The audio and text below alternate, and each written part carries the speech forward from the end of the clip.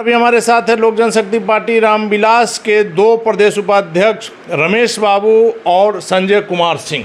इनसे जानेंगे इन दिनों जो खास करके बिहार में जो घटनाक्रम तेज़ी से बदला है, जिसमें मुख्यमंत्री नीतीश कुमार के अलावा सरकार ही बदल गई है, गठबंधन ही बदल गया है। लगातार चिराग पासवान ने कहते हैं कि यह सरकार अपना टर्म पूरा नहीं करेगी, मुख्यमंत्री कभी भी फिर से पलट सकते हैं।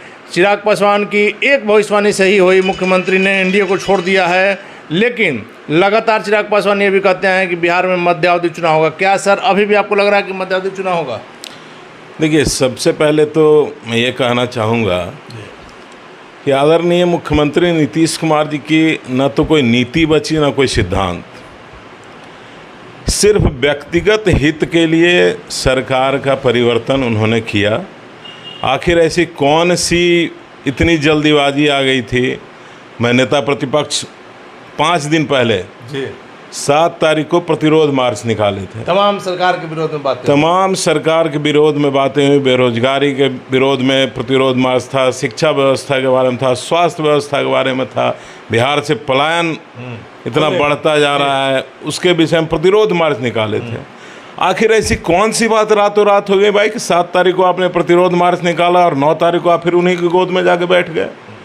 सिर्फ व्यक्तिगत स्वार्थ के लिए ये नए सरकार का गठन हुआ है ताकि अपना व्यक्तिगत लाभ उठा सके। बिहार वासियों से कोई मतलब नहीं है। बिहार की 12 करोड़ जनता कहाँ जा रही है? किसान सुखाड़ में मर रहा है, उत्तर बिहार पूरा दहाड़ में मर रहा है, इससे इनको कोई मतलब नहीं है। सिर्फ अपने स्वार्थ के लिए नई सरकार का गठन हुआ। तो मैं तो इतना ही कहना चाहूँगा कि भैया बिहार वासियों, आपको बिहार की जनता ने मुख्यमंत्री बनाया था। पहले तो बिहार की जनता कंफ्यूज हो गई है, हमने वोट किसको दिया, सरकार किसको बना। इनको एक बार एनडीए में वोट मिला, एनडीए के मुख्यमंत्री के रूप में बिहार वासियों ने इनको वोट दिया, ये जाकर महागठबंधन की गोद में बैठ गए। 2015 में महागठबंधन के लिए वोट दिया, एनडीए के साथ जाकर सरकार बना लिया। ये तो पलटू चाचा सिर्फ स्वार्थ के लिए सरकार बनाते हैं। सरकार कोई भी हो, मुख्यमंत्री यही बने रहेंगे। क्या कहेंगे संजय सिंह जी, जिस प्रकार से जनता में कन्फ्यूजन की स्थिति है कि मान लिया जाए कि जब जनता ने नीतीश कुमार जी को वोट दिया था आरजेडी के खिलाफ, और इसी आरजेडी के बारे में लगातार जो है एनडीए के नेता, खास करके जदयू के नेता बराबर कहते आए हैं कि 17 साल पहले का बिहार क्या था। आप अपने गांव के बुजुर्गों से पूछिए कि उस समय जो जंगल राज था, जो रात में निकलना मुश्किल था, शाम में निकलने में लोग डरते थे। वैसे में क्या सरकार बनते ही जिस सरकार की, जिस लोगों की आप इतनी ज़्यादा बुराई कर रहे हैं, अचानक से उसमें क्या आपको नज़र आता है? अगर आपका इसको क्यों ना माना जाए कि व्यक्तिगत स्वार्थ के लिए आप अपने जनता की बातों को नज़रअंदाज करके और व्यक्तिगत स्वार्थ के लिए आप सट जाते हैं किसी गठबंधन से? हमारे माननीय मुख्यमंत्री जी जनता को ठग रहे हैं, बिहार की जनता को ठग रहे हैं। कल तक ये जंगल राज का डर दिलाते थे, आज उसी जंगल राज के साथ मिलकर के सरकार बना लिए हैं। जनता अब इनके बातों में अगली बार नहीं आने वाली। अभी आपने पूछ रहा था कि जो मध्यावधि चुनाव होंगे कि नहीं होंगे, मैं आपको दावे के साथ कह रहा हूँ कि 2024 से पहले हमारे मुख्यमंत्री जी फिर पाला बदलेंगे, और ये पाला बदल करके फिर एनडीए के साथ, एनडीए इनको फिर वापस लेगा। अब तो एनडीए क्या करेंगी नहीं करेगी वो तो एनडीए का मामला है, लेकिन ये बदलने की कोशिश करेंगे। इनको कोई जो है सो एक्सेप्ट नहीं करने वाला है, जनता भी नहीं एक्सेप्ट करने वाली है। जनता इस बार इनको जो है सो सबक सिखाएगी अगले चुनाव में। रमेश बाबू, इन तमाम राजनीतिक घटनाक्रमों के बीच में एक खबर ये भी आ रही है कि क्या कल के डेट में चाचा भतीजा फिर एक साथ आ जाएंगे? देखिए, अभी हम लोग इस ओर बिल्कुल भी ध्यान नहीं दे रहे हैं।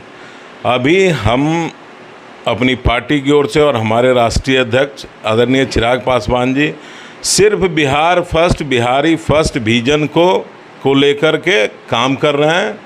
किनके साथ आएंगे, किनके साथ नहीं आएंगे, इन विषयों पर अभी हम लोग का ध्यान थोड़ा सा भी आकर्षित नहीं हो रहा है। अभी हम लोग सिर्फ बिहार के 12 करोड़ जनता किस तरह से खुशहाल जीवन जिए, सिर्फ इसी के नक्शे कदम हम लोग काम कर रहे हैं। अभी इस विषय में कहना कुछ भी उचित नहीं होगा। लेकिन संजय सिंह जी, एक चीज़ तो आपको मानना होगा कि बिहार में चिराग पासवान जिस प्रकार तेज़ी से उभरता हुआ नेता है, बराबर हम इस चीज़ को दिखाते हैं। कहीं अगर कोई घटना होती है तो विपक्ष की भूमिका, जबकि चिराग पासवान का एक भी विधायक नहीं है, एक भी एमएलसी नहीं है, स्वयं वो जमुई से सिर्फ सांसद हैं, लेकिन कहीं कोई घटना हो, छोटी घटना हो, बड़ी घटना हो, अकेला अगर कोई शख्स पहुंचता है तो वो चिराग पासवान पहुंचता है। वैसे में बीजेपी को बिहार में एक सशक्त साथी की ज़रूरत होगी, उसमें चिराग पासवान सही फिट हो सकते हैं। बीजेपी बहुत देर कर रही है। बीजेपी को हमारे राष्ट्रीय अध्यक्ष जितना मेहनत कर रहे हैं और एक एक गांव घूम रहे हैं। आपको बता देते हैं 5 जुलाई 2021 से जब हमारी पार्टी में परिवार के कारण पार्टी टूटी थी, उस दिन से हम लोग और हमारे राष्ट्रीय अध्यक्ष पूरा जो है सो बिहार का एक एक गांव, कहीं कहीं तो वो 2 बार 3 बार गए हुए हैं। कहीं आगजनी होती है, कहीं जो है सो कोई मरते हैं, किन्हीं का जो है सो कोई भी घटना घटती है, वहाँ सब जगह वो जा रहे हैं। और आने वाले दिनों में बिहार के एकमात्र उभरता हुआ जो है सो चेहरा है वो हमारे राष्ट्रीय अध्यक्ष आदरणीय चिराग पासवान जी हैं। आप जानते हैं कि हमारे जो चिराग मॉडल है, चिराग मॉडल क्या है? चिराग मॉडल विकास का मॉडल है। चिराग मॉडल शिक्षा को लेकर के हम सोचते हैं, हम जो है सो स्वास्थ्य के बारे में सोचते हैं। चिराग जी हमारे स्वास्थ्य के बारे में सोच रहे हैं कि अच्छे अच्छे जगहों पे हॉस्पिटल खोला जाए। हम इंफ्रास्ट्रक्चर के बारे में सोच रहे हैं, रोजगार के बारे में सोच रहे हैं। जो बिहार फर्स्ट और बिहारी फर्स्ट है वही चिराग मॉडल है। चिराग और इसी बिहार फर्स्ट बिहारी फर्स्ट को लेकर के और यही चिराग मॉडल के वजह से हमने जो है सो जनता दल यूनाइटेड को 75 से जो है सो 43 पे ला के खड़ा कर दिया। और ये एकमात्र हमारे राष्ट्रीय अध्यक्ष आदरणीय श्री चिराग पासवान जी ही कर सकते। लेकिन आप लोगों का जो भय है रमेश बाबू, वो तो नज़र आ रहा है जब जदयू के राष्ट्रीय अध्यक्ष ये कह रहे हैं कि दूसरा चिराग पासवान बनने जा रहे थे आरसीपी सिंह, तो चिराग पासवान ने 43 पर समेट दिया बीजेपी के साथ मिलकर। इसको कहने में अब कोई गलत बात नहीं। निश्चित रूप से चिराग पासवान के कारण ये नुकसान हुआ है जनता दल यूनाइटेड को। जी भाई, ये भय 2020 से अभी तक लगभग 2 साल बीत गया, ये भय उनके जेहन से अभी तक निकल नहीं पा रहा था। तो लास्टली उन्होंने चर्चा किया कि भाई चिराग मॉडल के कारण, तो निश्चित रूप से चिराग मॉडल के कारण आपका नुकसान हुआ।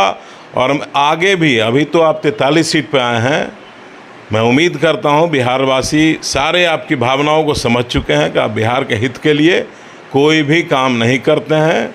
तो अगले चुनाव में, चुनाव चाहे जब भी हो, मध्यावधि चुनाव हो या समय पर चुनाव हो, जब भी चुनाव होगा जनता दल यूनाइटेड दहाई का आंकड़ा नहीं छू पाएगा, ऐसा मेरा विश्वास है, ऐसा मेरा दावा है।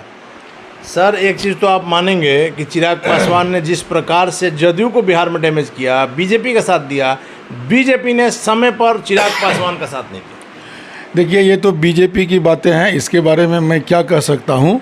लेकिन हम लोग का जो काम है वो काम कर रहे हैं। हम अपने संगठन को मजबूत कर रहे हैं और हम बिहार में इतने शक्तिशाली हो जाएंगे तो बीजेपी को खुद ब खुद हम लोगों के पास आना पड़ेगा। जय सिंह जी, आप लोग तो मौसम वैज्ञानिक जिनको कहा जाता था स्वर्गीय रामविलास पासवान जी को, उनकी पार्टी के हैं। वैसे में आप लोग का आकलन बराबर सही देखने को मिल रहा है। एक आखिरी सवाल आपसे यही है कि आकलन बता दीजिए कि वर्तमान सरकार जिसका गठन हुआ है यह कितने दिनों तक चल पाएगी? साल भर के अंदर में गिर जाएगी। साल भर के अंदर में गिर जाएगी? हाँ। और चलिए रमेश बाबू, आपसे आखिरी सवाल है कि चिराग पासवान को एक बार फिर से केंद्र में मंत्री बनाने की बातें सामने आ रही है, इस पर आप क्या कहें? देखिए, जहाँ तक केंद्र में मंत्री बनाने की बात है, ये माननीय प्रधानमंत्री जी का विशेषाधिकार है। अभी फ़िलहाल हम किसी गठबंधन में हैं नहीं। बावजूद इसके यदि माननीय प्रधानमंत्री जी यदि आदरणीय चिराग पासवान जी को ये जिम्मेदारी देते हैं या देना चाहते हैं, तो ये आदरणीय राष्ट्रीय अध्यक्ष जी तय करेंगे। ये संपूर्ण अधिकार उन्हीं के पास है कि आगे उनको क्या करना है। लेकिन यदि प्रधानमंत्री जी ये जिम्मेदारी देते हैं तो हम समझते हैं कि प्रधानमंत्री जी का ये बड़प्पन है। आदरणीय चिराग पासवान जी के काबिलियत को देखते हुए यदि इनको न्योता देते हैं तो प्रधानमंत्री जी का बड़प्पन स्वीकार करेंगे।